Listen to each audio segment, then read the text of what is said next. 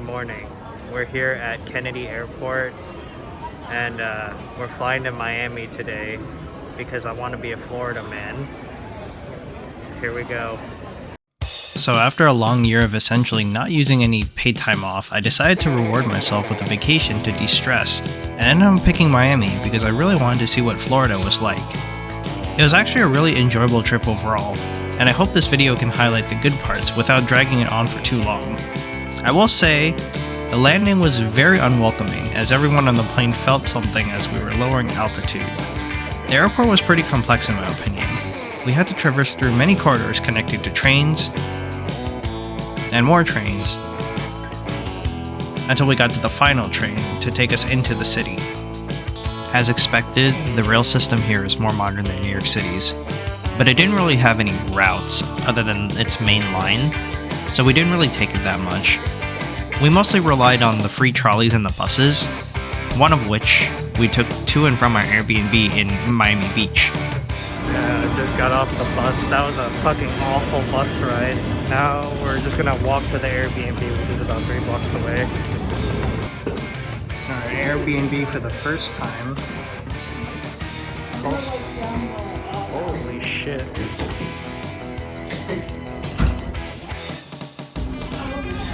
So here we have one bedroom that me and Peter are gonna share. It's pretty okay. And over there we have the kitchen, the bathroom's over here. There's a foam mattress, and there's a sofa. And now we're walking over to Walgreens to go get some water and stuff. Legit walked 1 block and someone already told me to take off my mask because COVID was over. Later that same evening. Yeah, we're in Ocean Drive. But this is at night, so we can't see shit. The beach is over there. What beach? I don't know. Oh, it's like a workout. Yeah, it's Muscle Beach, maybe. I don't know. Or even with like clam. The trees have LED. Even those trees have LEDs. Of course, we had to go get boba, because we're Asian. We then proceeded to walk a bit more north until we reached Lincoln Road. It was a very fancy strip full of shops and restaurants, but unfortunately, we couldn't see all of it because of time constraints. We had to hop on a trolley to make it on time for our reservation.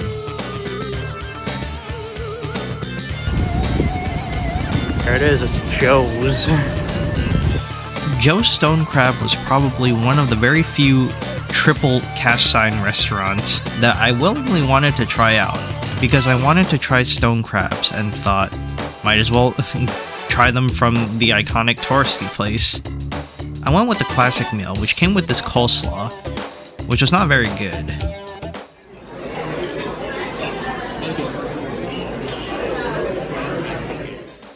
At least the entree was filling, and it came with a slice of key lime pie, so I was able to knock those things off the list.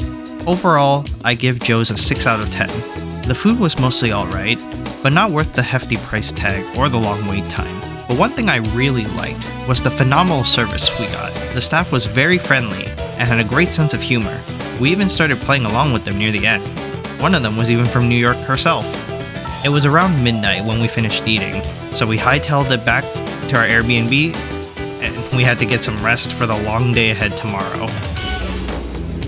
Plot twist. There were 2 fans in the closet. We are no longer hot. Hi, good morning.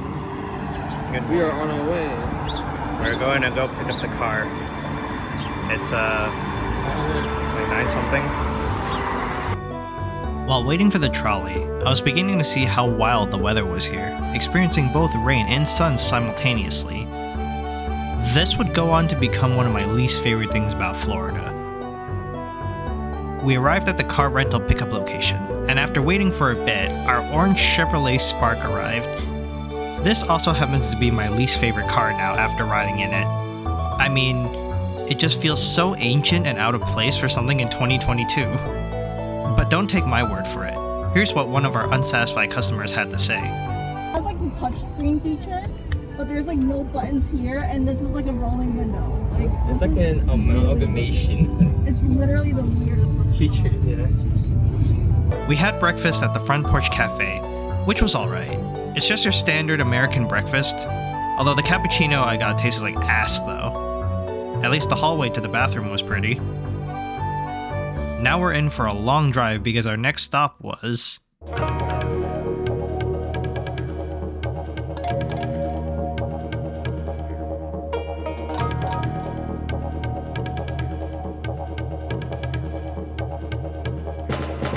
the Everglades, third largest national park in the lower 48. Unlike other national parks that preserve geographic features, the Everglades focuses more on the ecosystem and wildlife. Today we're going to explore via the airboat as well as a tram ride.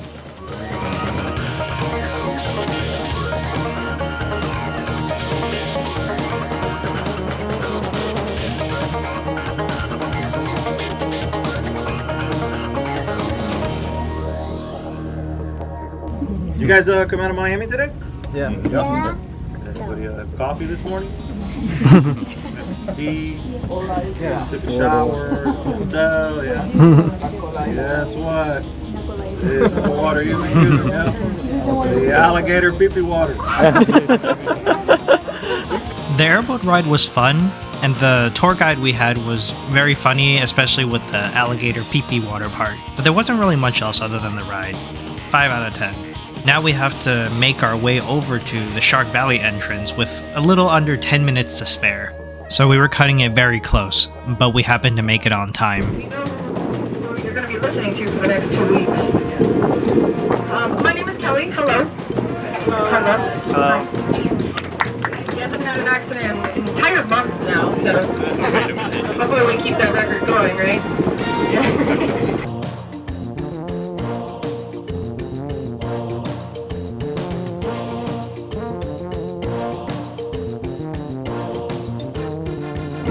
All of these cypress trees, including the little ones next to us, are estimated to be about 150 years old. 150. 150. Yeah.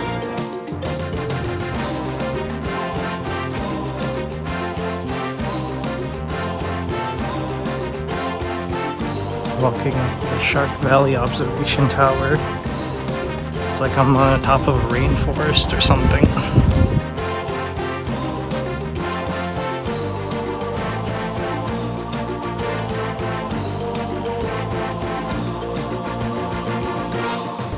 I literally don't know what I'm looking at. I'm just pointing my camera at it. Moving. No, where is it? So if you see any black lizards with yellow stripes, those are baby alligators. There's a good look at her back.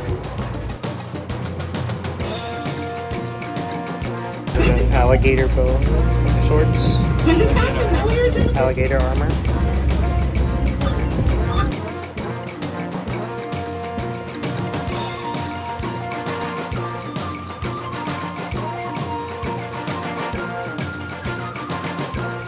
The Shark Valley tram tour, however, was very enjoyable.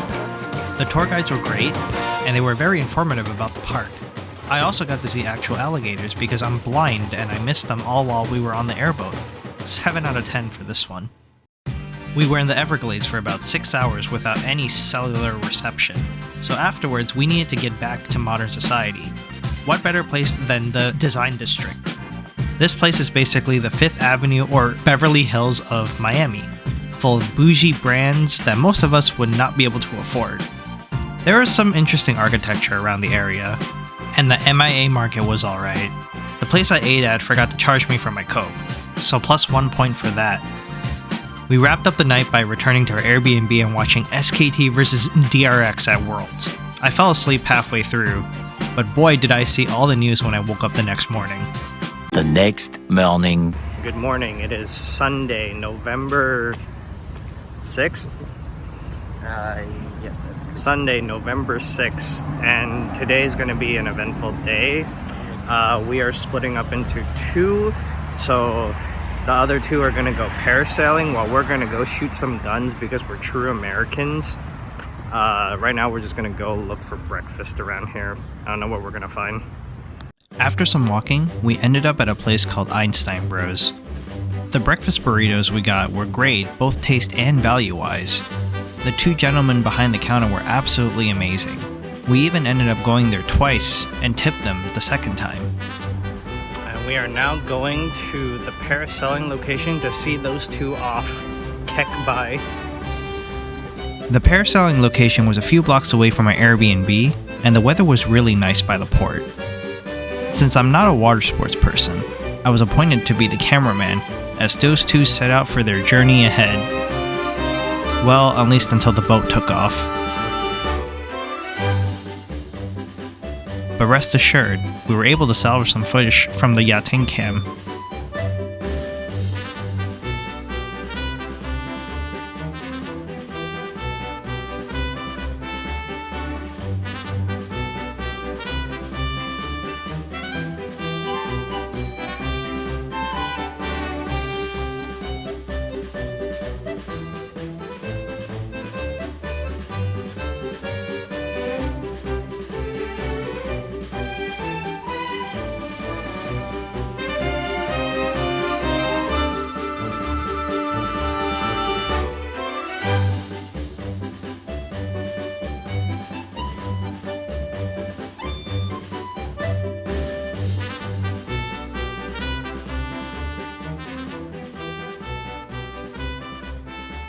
Meanwhile, Guys, I think I found a dead body.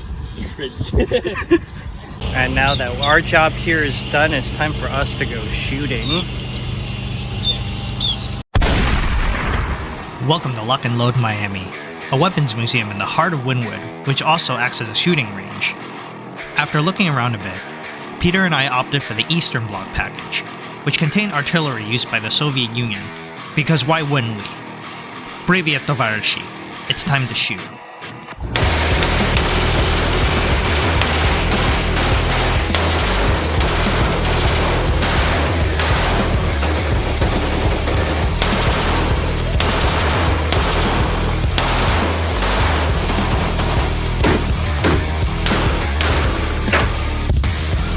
Lock and Loaded was a very nice place overall. The staff was very friendly, and our personal trainer George was even from New York himself.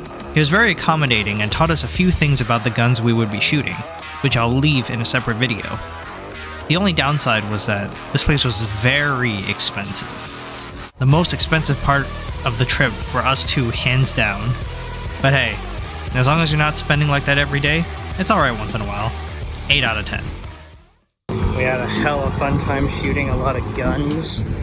And now I know that I will not survive in the military at all. But it was fun. And now we're on our way to go get lunch before we head over to Vizcaya. I wanted to try out Kush because they were conveniently located a few blocks away from Lock and Loaded. And they had what I wanted to try the most, alligator. It was not bad. The texture is like calamari, but tougher, in case you were wondering. The rest of the food was alright. I did regret getting the tacos because they were just the same alligator bites, but in a shell. I would give this place a 6 out of 10, but they charged us for water, so I'm taking off a point. We're here at Vizcaya Gardens. The mansion somewhere. Vizcaya was split into 3 main areas: the mansion, the waterfront, and the garden. My favorite one was the water area, simply because I love being near bodies of water.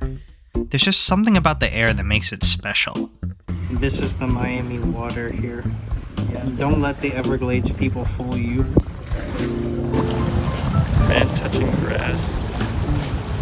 Look at the insane number of hawks flying around. They're all circling us, waiting to eat us. The mansion still provided an interesting walkthrough though. It gave off this antique noble vibe, although it was a bit smaller than I had imagined. The garden was nice. It provided a tranquil place just to sit down and relax. I see the bride. Over there we spot a lizard. Enemy spotted. Let's get a little bit closer. Overall, I liked what I saw, but a view was all that it really offered. 5 out of 10. Our next stop was Little Havana, and as you can see, the rain was approaching very soon. I had my priorities because I wanted to go to this place a few blocks down called Sandwich to try my first Cubano, and I wasn't going to let some measly storm stop me.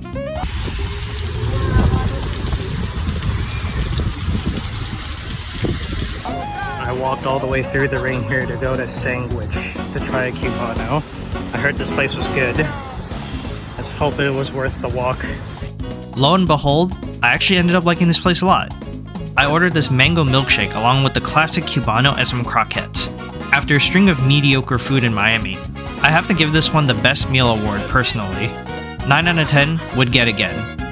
We had to make a pit stop at an Asian takeout restaurant because Yating was suffering from white rice and vegetable withdrawal syndrome, so she had to get her fix. Afterwards, we kept walking eastward in the rain to check out the rest of Little Havana. It's too bad the weather kind of ruined the experience, and the fact that it was nighttime. We took a very Hispanic trolley ride back to Brickell where we caught the train to the bus back to our Airbnb. For the other two, their night was not done as they went back outside to drink or something. But for us, we ended off the night by starting the first episode of One Piece, while Mom was away and the ban on anime has been lifted.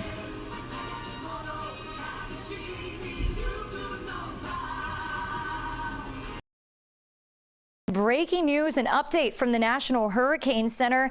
Now parts of South Florida under a hurricane watch. Subtropical storm Nicole formed earlier this morning, now forecasted to become a Category 1 hurricane. It looks as though we will be seeing much in the direct impacts as early as Tuesday. So, who would have guessed that a rare November hurricane would be here to greet us near the end of our trip? But that didn't stop us from our last full day though. We started the morning off by heading to Espanola Way to get breakfast at a French place called A La Folie.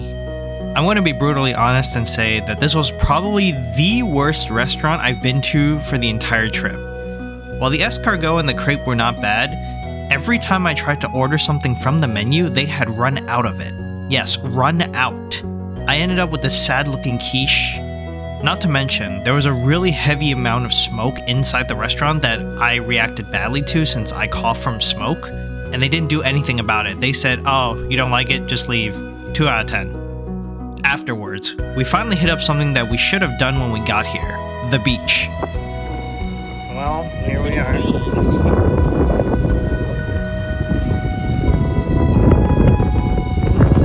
You see any hurricanes in the horizon?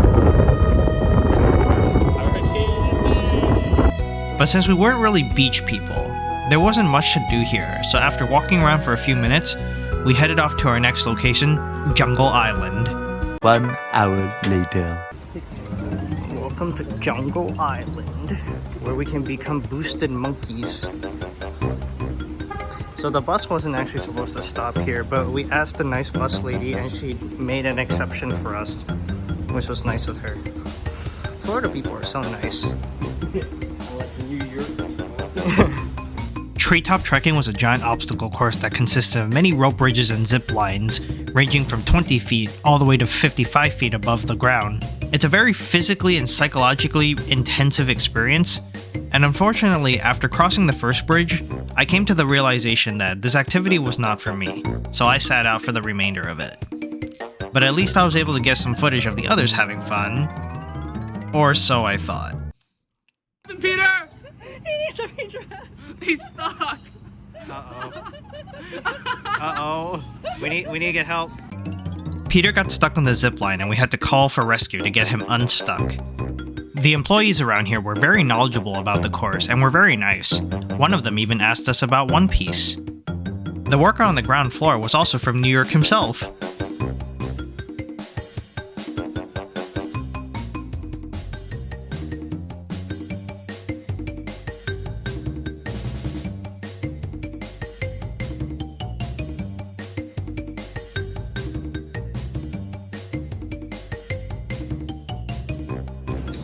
Look at that monkey. She's trying to maneuver across those ropes using her primal instinct. Do you feel a raindrop?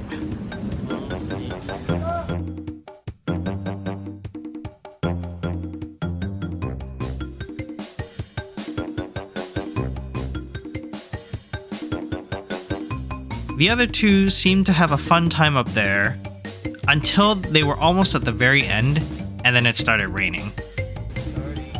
Yes, the rain is starting, and they're still stuck up there, slowly crossing. I could do this. This is not a bad angle, and I'll be under the tarp. Let's hope they get back safely. A few moments later. Oh, the storm is over. And just in time when they're done. Let's go! The entire thing took about 3 hours. Way more time than expected.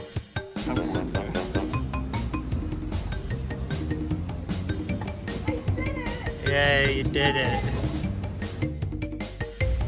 Hello?